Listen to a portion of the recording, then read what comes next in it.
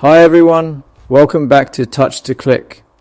Today we're going to show you exactly how to turn on Bluetooth Windows 11 so you can easily connect your devices. Now let's get started. Step 1. Press the Windows Start button on your keyboard or screen and open Settings, which is where you manage all your system options and preferences. Step 2. In Settings, click on Bluetooth and Devices on the left side. This section is where you control wireless connections and paired gadgets. Step 3.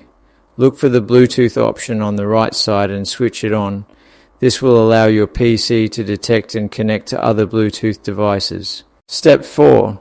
If Bluetooth is missing, make sure your computer has a Bluetooth adapter built in, or you can use a USB Bluetooth dongle to add the feature. Step 5. If you have a Bluetooth adapter but it's not appearing, open Device Manager, which is a tool that helps manage hardware and drivers on your system. Step 6.